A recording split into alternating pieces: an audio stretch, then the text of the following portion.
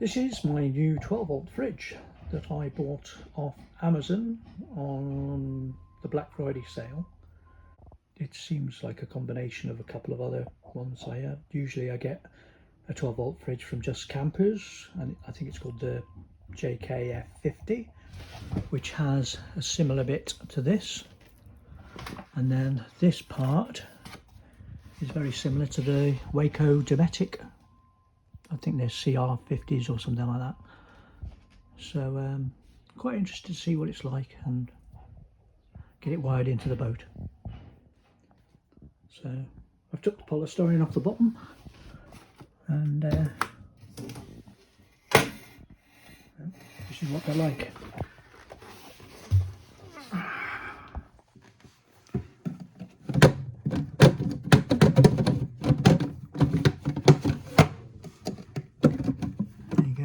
Little freezer compartment.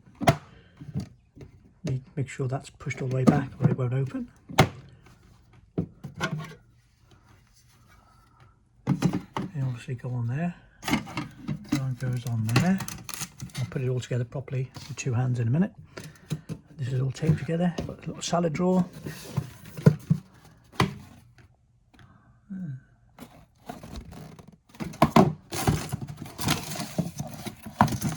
So we've actually got a big bit of cardboard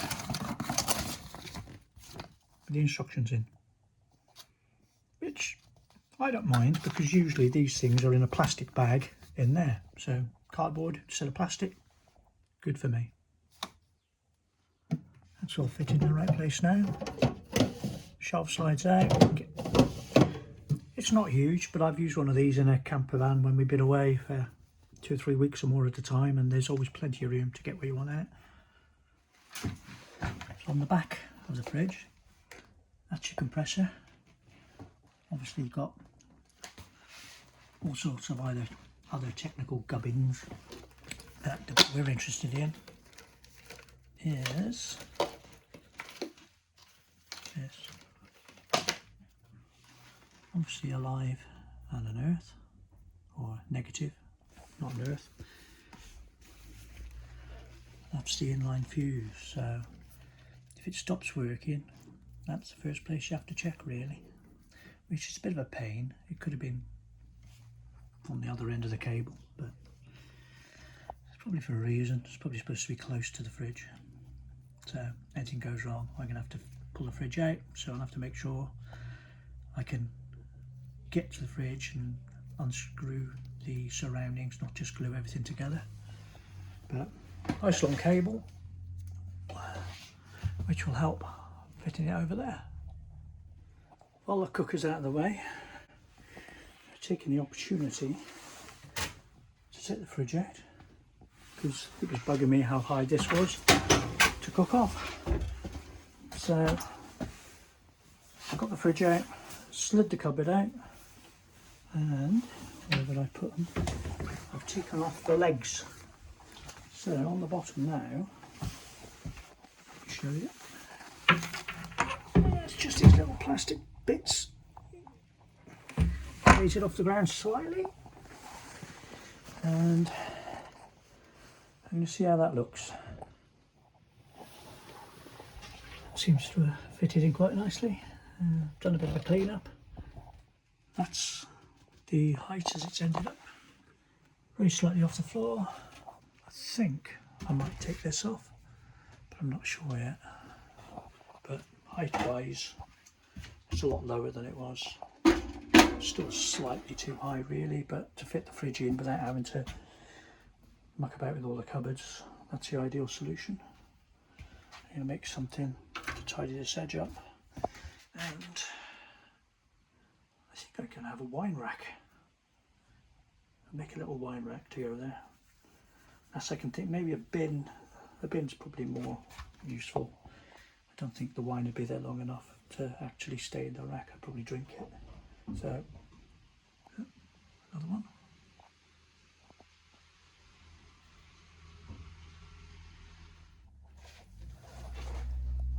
I fed the wires along the back there, and they're out here for now. I'm just going to pop the fridge in and see how we look.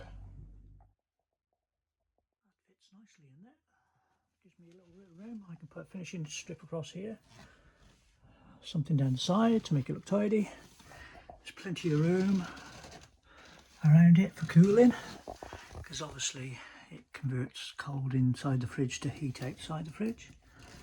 And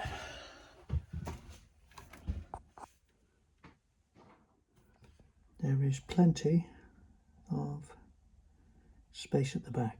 You can see where the wiring is. So that's going to run up there and through there. I'm going to attach the joints there so I can disconnect it whenever I need to. As you can see, my fridge is now in place where I want it. Luckily the door opens the right way. You can change the door opening, but you know, it don't take that long actually to change it the other way, but it's the right way around, so it was very handy. I've got my little ice box, plenty of shelves, the surprisingly large amount of storage for a little fridge, 2 handy door trays, and yeah, and we're going to connect it up and see how it looks. I've connected up the fridge power cables now. You can see there's a little red light which shows there's a circuit. I'm popping in a 10-amp fuse for that one. Now further down the cable there is another, I'll pop the light on, you can just about see it there I think. There's an inline fuse as well, so if the fridge stops working I'll check this one first, and then I can pull the fridge out as well and check the inline fuse. I don't think there's any problem having 2 fuses in the system, and I'd rather I was able to pull it here if I needed to isolate the fridge for any reason. So now that should mean it's working. Let's have a look.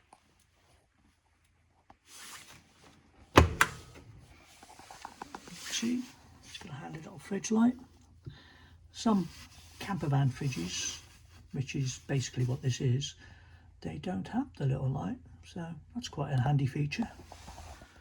And bear in mind this only cost 300 quid on Amazon's Black Friday thing, so I'm looking forward to seeing if it's, you know, as good as the other ones I generally use on the camper van builds. Certainly looks the business. So we've got power there. It's got 8 and 7, which I think shows the setting you want the fridge to go to.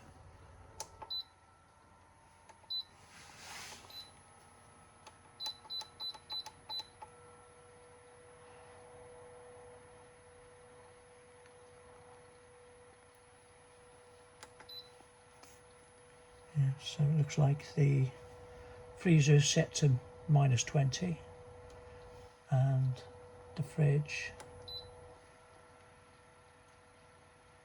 set to 0. Yeah,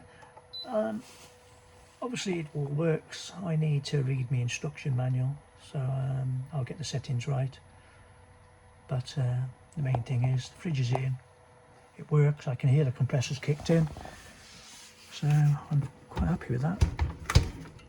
It's got a handy lever to stop the door swinging open if you're rocked about. So yeah, very happy with that overall. At some point I might go through the settings and decide if I want the freezer box.